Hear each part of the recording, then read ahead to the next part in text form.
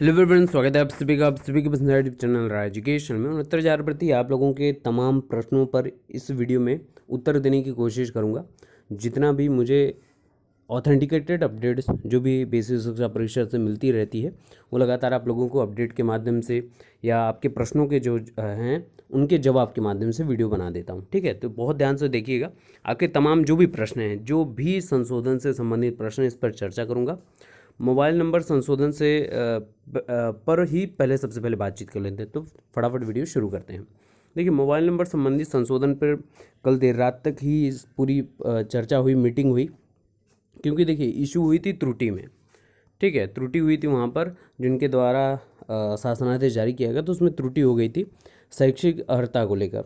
ठीक है ना, तो उस अर्हता वाले कॉलम को हटा गया। तो हटाने का अर्थ यही होता है कि आप जब भी फॉर्म भरें अपना, या आपने जब भी रजिस्ट्रेशन किया है, उस समय आपके पास सारी शैक्षणिक योग्यताएं थी, सारे प्रमाण पत्र अवेलेबल थे, तो ही देखिए, अगर आप एक लॉजिकल बात भी करेंगे, आप ध्यान से समझेंगे भी, तो आप कब कोई फॉर्म भरते हैं?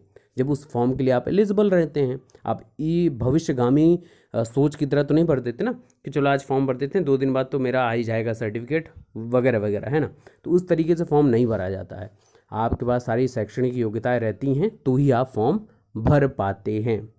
ठीक है, तो ऐसे यहाँ पर भी है, तो उसको लेकर परेशान नहीं होना है। जो भी हैं वो सही है। उसके अलावा जो आपके मिश्रा जी हैं, सचिव बेसिक शिक्षा परिषद विजय मिश्रा जी, इन्होंने एकदम स्पष्ट बात कह दी है। जब लोगों ने पूछा कि सर अब तो यहाँ पर क्या है, संशोधन से रिलेटेड क्या होगा, कुछ और होगा, तो उन्होंने एकदम स्पष्ट कहा कि काउंसलिंग के लिए जो सबको शासनादेश भेजा जाएगा डाइट पर, इसके अलावा बीएससी को ज्वाइनिंग लेटर के संबंधित जो भी शासनादेश भेजा जाएगा, उसमें एकदम स्पष्ट होगा कि जिन्होंने जो भी क्रियाकलाप किया है फॉर्म भरते समय, उनके पास सारे डॉक्यूमेंट अवेलेबल थे तो ही उन्होंने भरा है। तो इसको लेकर प्रश्न चिन्ह जो उठ रहा था लोगों के अंतर्मन में, वो प्रश्न चिन्ह पूरी तरीके से समाप्त हो गया। अब यहाँ देखिए, इनके द्वारा साइट में थोड़ी सी प्रॉब्लम रहती है, आप लोगों को टेक्निकल इशू देखने को मिलता होगा। मैं सबसे एकदम स्पष्ट बात यहाँ पे बोलना चाहूँगा। एक ये कि मोबाइल नंबर जो है, उसके लिए कल रात में ही जो बातचीत हुई थी, संभवतः मॉर्निंग में ही लोग वहाँ पर हैं मौजूद। लगातार बेसिक शिक्षा परिषद पर लगातार लोग मौजूद हैं, ताकि आप लोगों को अपडेट भी मिलती रहे, परेशान बिल्कुल ना हो तनिक भी। दूसरी इंपॉर्टेंट बात, मोबाइल नंबर संबंधित वहाँ से अपडेट यही मिली थी कल रात में ही, कि आपको कम से कम 1-2 दिन का इंतज़ार करना पड़ सकता है, क्योंकि जानते हैं इनका क्रियाकलाप क्या हो सकता है। तो उस हिसाब से वो काम करेंगे। हाँ, पिछली भर्ती की तरह सब लोग पूछ रहे थे कि ऑफलाइन आके फॉर्म भरना पड़ेगा, तो वो संभव नहीं है। कोई सहारनपुर में है, कोई आगरा में है, कोई मथुरा में है, वहाँ से कोई कैसे ट्रैवल करेगा लॉकडाउन की स्थिति में, है ना। तो वो संभव नहीं है। सारी चीज़ें ऑनलाइन ही होंगी, जैसा बोला गया था इनके द्वारा। 13 तारीख का शासनादेश जो जारी हुआ था, उसमें एकदम स्पष्ट था कि ऑनलाइन ही सारी क्रियाकलाप होंगी। या आपको एक मेल इशू करा दिया जाए, उस मेल के जरिए आप मेल कर दें, तुरंत आपकी त्रुटि संभव जो भी इनके द्वारा हो, ठीक है, वो करेंगे। 1-2 दिन का समय मांगा गया है। बाकी आप 18 से 26 ये डेट चल रही थी, इसी को मानिएगा। डेट में कोई कुछ लोग बोल रहे हैं सर क्या अब इस तरीके से प्रॉब्लम आ रही है, तो क्या डेट बढ़ेगी? डेट बढ़ने की कोई संभावना नहीं है। तो संभावना को लेकर मत चलिएगा। जितना ज़्यादा हो सके जल्दी उतना भर दीजिए, ताकि आप भी टेंशन फ्री रहें। ठीक है, तो ये संभवतः कुछ महत्वपूर्ण चीज़ें हैं जिस पर मैंने चर्चा कर दी। अब आ जाते हैं संशोधन किस में संभव होगा।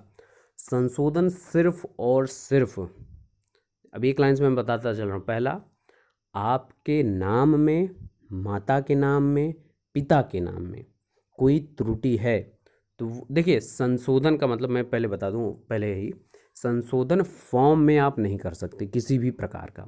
संशोधन का अर्थ होता है कि आपको आपके द्वारा जो त्रुटियां अवेलेबल कराई गई हैं, या आपने जो त्रुटि कर दी है, उसके लिए आप एक शपथ पत्र देंगे। उस शपथ पत्र में आप सारी चीज़ें मेंशन करेंगे कि मेरे द्वारा ये त्रुटि हो गई है, असली नाम में ये है, और इसका मैं एक आईडी प्रूफ लगा देता हूँ, ये वगैरह वगैरह। तो ये आप शपथ पत्र दे देंगे, उससे वो ऑथेंटिकेट हो जाएगा। ये कब देंगे? ये काउंसलिंग के समय देंगे। अभी कुछ भी, कई लोग के देखिए अंतर्मन में है, जायज़ बात है, सबके प्रश्न उठेंगे। जैसे मैंने यहाँ बोला कि वो शपथ पत्र देना है, तो कई लोग ये सोचेंगे स्कैन करके देना है। जी बिल्कुल नहीं। सारे प्रमाण पत्र, शपथ पत्र, जो भी चीज़ें लगेंगी, डीडी से लेकर जो भी, वो सभी काउंसलिंग में लगेंगी। तो अभी आपको क्या करना है, तो अभी फॉर्म बस भरना है। फॉर्म में देखिए, फॉर्म में जितनी चीज़ें पहले से अवेलेबल हैं, वो सारे कॉलम पहले से फिल्ड आएंगे। लास्ट में जहाँ शैक्षणिक योग्यताएं हैं, पूरा कॉलम आप वहाँ पे भरा होगा, उसके नीचे 3-4 पॉइंट हैं जिसको आपको भरना है। ठीक है ना, ये आपको समझ में आया। एक पॉइंट वहाँ पर है, डोमिसाइल आपका यूपी का है पिछले 5 वर्षों में, तो आपको सीधे सीधे यस भरना है। क्या भरना है? YES, नो मत भर दीजिएगा, नहीं तो फिर वहाँ प्रॉब्लम हो जाएगी। आपको यस भरना है। दूसरा, आपको वहाँ पर संभवतः चेंजेस आपको ID प्रूफ के तहत देना पड़ेगा। तो ID प्रूफ अब 3 आ रहे हैं, पहले क्या था? पहले 5 थे। पहले क्या था? पैन था, वोटर ID था, पासपोर्ट था, DL था और डोमिसाइल था। ठीक है। अब क्या है कि अब पैन कार्ड और वोटर ID कार्ड नहीं हो रहा है, तो संभवतः 3 चीज़ें शो हो रही हैं। 3 चीज़ों में तो सबके पास डोमिसाइल तो होगा ही होगा। पासपोर्ट नहीं हो सकता है, कोई दिक्कत नहीं है। आपके पास DL नहीं है, कोई दिक्कत नहीं। डोमिसाइल तो सबके पास है ना, तो डोमिसाइल ही आपको भरना है, याद रखिएगा। मैक्सिमम लोग देखिए, जिसके पास जो हो, पासपोर्ट हो, DL हो, भर दीजिए। लेकिन मेरा अगर आप माने तो डोमिसाइल भर दीजिए। इससे क्या होगा? 2 चीज़ें हो जाएंगी। एक, आपको ID प्रूफ आपकी जमा नहीं होगी। दूसरी इंपॉर्टेंट बात है कि डोमिसाइल वैसे भी आपका सबमिट होता है डॉक्यूमेंट में, और डोमिसाइल आपने भर दिया, तो इससे 3-4 चीज़ें ये हो जा रही हैं कि आप ऑथेंटिकेट हो जा रहे हैं, निवासी हैं, आपका निवास भी वेरीफाइड हो जा रहा है, ID प्रूफ की तरह भी ट्रीट हो जा रहा है। तो आपको परेशान होने की ही आवश्यकता नहीं पड़ेगी यहाँ पर। तो उम्मीद करूँगा कि डोमिसाइल आप भरेंगे। ठीक है। बाकी संभवतः जो संशोधन अब की बात आ जाते हैं कि क्या आप शपथ पत्र किस किस प्रारूप में दे सकते हैं या किन किन चीज़ों पर दे सकते हैं। शपथ पत्र जैसे नाम का मैंने बता दिया, नाम में त्रुटि है, अल्फ़ाबेटिकल ऑर्डर में चेंज हो गया है वगैरह वगैरह, तो आप उसके लिए एक शपथ पत्र दे सकते हैं। दूसरा शपथ पत्र, अब देखिए इन सारी चीज़ों की बात कर रहा हूँ, तो आप एक ही शपथ पत्र में सारी चीज़ें इंक्लूड कर, मैंने पहले बताया ना शपथ पत्र का, मैंने प्रारूप पहले कुछ दिन पहले बताया था कि शपथ पत्र आपका जो रहेगा, नोटरी रहेगा, उसमें एक पॉइंट नंबर 1 ये त्रुटि है, पॉइंट नंबर 2 ये त्रुटि है, पॉइंट नंबर 3 ये त्रुटि है। ठीक, इन त्रुटियों का प्रूफ आप इसी के साथ अटैच कर लीजिएगा, प्रिंट आउट उसका निकाल कर उसमें अटैच कर देंगे आप। इस आपकी क्या बोलते हैं, प्रिंट कॉपी, फोटोस्टेट कॉपी। ठीक है। और उसके बाद आप जब वहाँ पे काउंसलिंग के समय मांगा जाएगा कि इसका ओरिजिनल शो करिए, तो ओरिजिनल आप डॉक्यूमेंट दिखा देंगे। ठीक है, तो ये वेरीफाई हो जाएगा, तो आपको परेशान होने की आवश्यकता नहीं है। यहाँ ये हो गया। अब त्रुटियाँ क्या है? त्रुटियाँ नाम वाली मैंने बता दी। दूसरा होगा जैसे प्रमाण पत्र क्रमांक, बहुत लोग, मुझे मेल भी कई लोगों के आ रहे हैं, देख रहा हूँ मैं।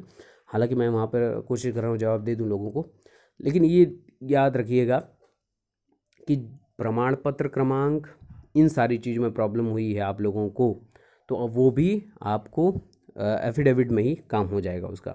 लेकिन किसी प्रकार का भी संशोधन मान्य नहीं होगा अगर आप अंकों में कोई त्रुटि किए हुए हों, तो एकदम मोटे मोटे और स्पष्ट तरीके से बात समझ लीजिए।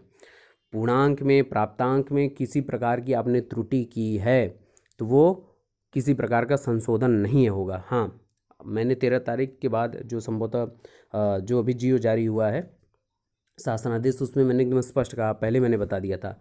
कई लोग मुझे फ़ोन कॉल करके भी पूछ रहे थे जो लोग, तो उनको भी मैंने एकदम स्पष्ट बताया था कि अगर आपने अंकों में त्रुटि की है, तो पहली बात तो मेरी तरफ से एकदम स्पष्ट तरीके से समझ लीजिए कि मान्य नहीं होगा संशोधन। दूसरी इंपॉर्टेंट बात, तो वो लोग बोल रहे थे कि क्या हमको जाना चाहिए, आप, ये आपके ऊपर डिपेंड करता है।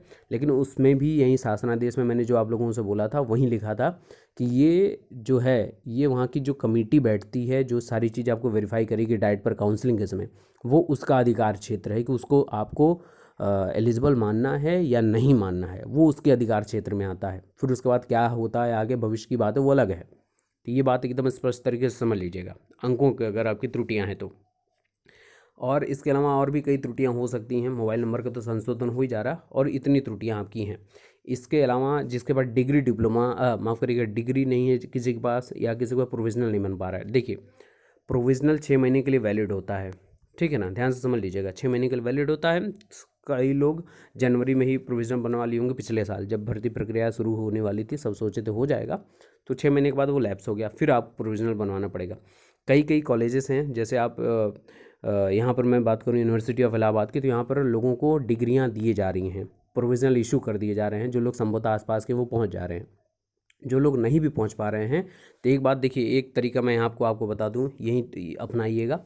आपके नात रिश्तेदार जैसे कोई आगरा यूनिवर्सिटी का है, दूर रहता है, मान लीजिए झांसी में रहता है, तो कोई आगरा में कोई आपका मित्र संभवतः हो, तो उससे वहाँ पर एप्लीकेशन, एक यहाँ पर मैं यूनिवर्सिटी की जो बात कर रहा हूँ, इलाहाबाद यूनिवर्सिटी की, यहाँ पर यही हो रहा है कि आप उस मित्र से एप्लीकेशन भरवा लीजिए आपके नाम से कि मैं यहाँ पर अवेलेबल नहीं, लॉकडाउन की स्थितियाँ हैं ही, आप मुझे हस्तांतरित करें, और उससे निकलवा कर आप उससे स्पीड पोस्ट करवा लीजिए, ताकि आप तक पहुंच जाए वो, डिग्री हो चाहे प्रोविजनल हो बनवा के।